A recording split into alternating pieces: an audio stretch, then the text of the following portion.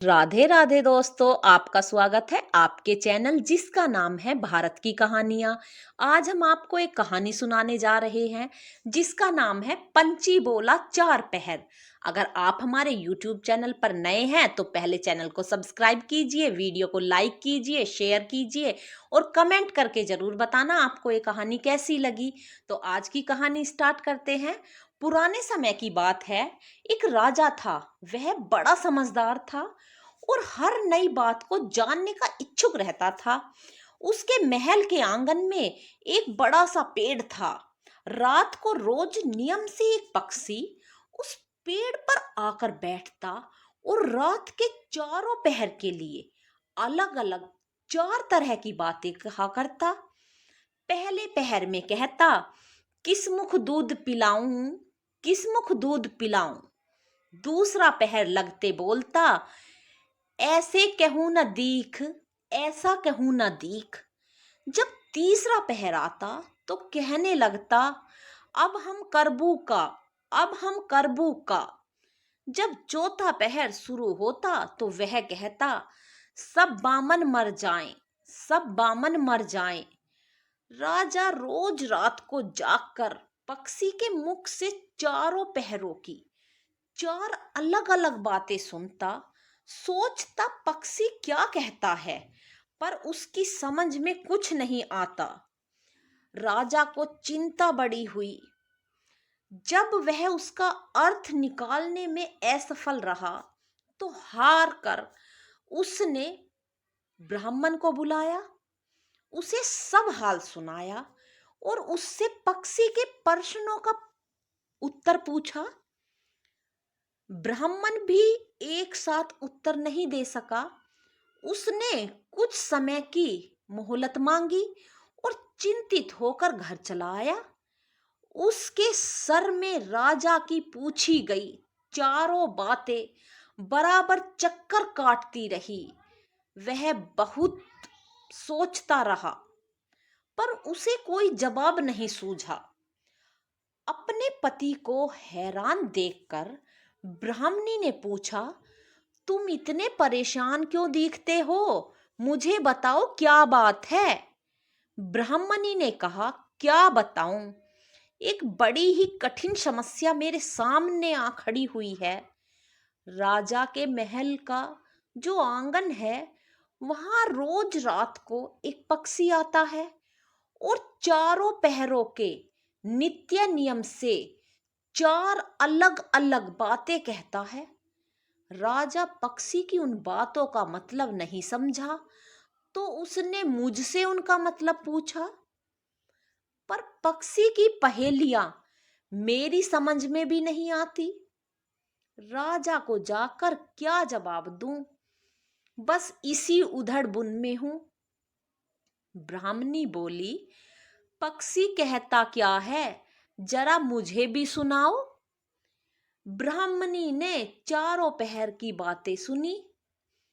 सुनकर ब्राह्मणी बोली, वाह, यह कौन कठिन बात है, इसका उत्तर तो मैं दे सकती हूं, चिंता मत करो। जाओ राजा से जाकर कह दो कि पक्षी की बातों का मतलब मैं बताऊंगी। ब्राह्मण राजा के महल में गया और बोला, महाराज, आप जो पक्षी के प्रश्नों के उत्तर जानना चाहते हैं उनको मेरी स्त्री बता सकती है। ब्राह्मण की बात सुनकर राजा ने उसकी स्त्री को बुलाने के लिए पालकी भेजी। ब्राह्मणी आ गई। राजा रानी ने उसे आदर से बिठाया। रात हुई तो पहले पहर पक्षी बोला, किस मुख दूध पिलाऊं, किस मुख दूध पिलाऊं। राजा ने कहा, पंडितानी, सुन रही हो पक्षी क्या बोलता है। वह बोली, हाँ महाराज, सुन रही हूं। वह अधकट बात कहता है। राजा ने पूछा, अधकट बात कैसी। पंडितानी ने उत्तर दिया, राजन, सुनो, पूरी बात इस प्रकार है। लंका में रावण भयो 20 भुजा 10 शीस, माता ओ की जा कहे किस मुख दूध पिलाऊं, किस मुख दूध पिलाऊं। लंका में रावण ने जन्म लिया है, उसकी 20 भुजाएं हैं और 10 शीश हैं। उसकी माता कहती है कि उसे कौन से मुख से दूध पिलाऊं। राजा बोला, बहुत ठीक, बहुत ठीक, तुमने सही अर्थ लगा लिया। दूसरा पहर हुआ तो पक्षी कहने लगा, ऐसो कहूं न दीख, ऐसो कहूं न दीख। राजा बोला, पंडितानी इसका क्या अर्थ है। पंडितानी ने समझाया, महाराज सुनो, पक्षी बोलता है, घर जग नवदीप, बिना चिंता को आदमी, ऐसो कहूं न दीख, ऐसो कहूं न दीख। चारों दिशाओं, सारी पृथ्वी, नवखंड सभी छान डालो, पर बिना चिंता का आदमी नहीं मिलेगा। मनुष्य को कोई ना कोई चिंता हर समय लगी रहती है। कहिए महाराज, सच है या नहीं। राजा बोला, तुम ठीक कहती हो। तीसरा पहर लगा तो पक्षी ने रोज की तरह वही बात को दोहराया, अब हम कबू का, अब हम करबू का। ब्राह्मणी राजा से बोली, महाराज इसका अर्थ मैं आपको बतला देती हूं, सुनिए। 5 वर्ष की कन्या साठे गई ब्याए, बैठी करम बुसूरती, अब हम करबू का, अब हम करबू का।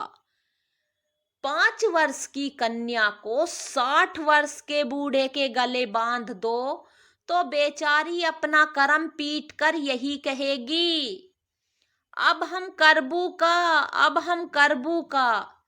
सही है ना महाराज। राजा बोला, पंडितानी तुम्हारी यह बात भी सही लगी।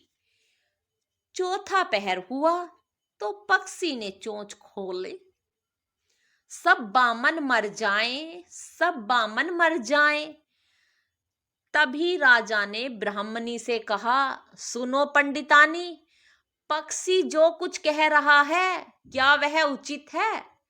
ब्राह्मणी मुस्कुराई और कहने लगी, महाराज मैंने पहले ही कहा कि पक्षी अधकटी बात कहता है। वह तो ऐसे सब ब्राह्मणों के मरने की बात कहता है। विश्वा संगत जो करे, सुरा मांस जो खाए, बिना सपरे भोजन करे, वे सब बामन मर जाएं, वे सब बामन मर जाएं। जो ब्राह्मण वेश्या की संगति करते हैं, सुरा और मांस का सेवन करते हैं और बिना स्नान किए भोजन करते हैं, ऐसे सब ब्राह्मणों को मर जाना ही उचित है। जब बोलिए पक्षी का कहना ठीक है या नहीं। राजा ने कहा, तुम्हारी चारों बातें 52 तोला पाव रत्ती ठीक लगी, तुम्हारी बुद्धि धन्य है। राजा रानी ने उसको बढ़िया कपड़े और गहने देकर मान सम्मान से विदा किया। अब ब्राह्मण का आदर भी राज दरबार में पहले से और ज्यादा बढ़ गया। तो आज की कहानी यहीं पर खत्म होती है दोस्तों। कमेंट करके बताना आपको ये कहानी कैसी लगी।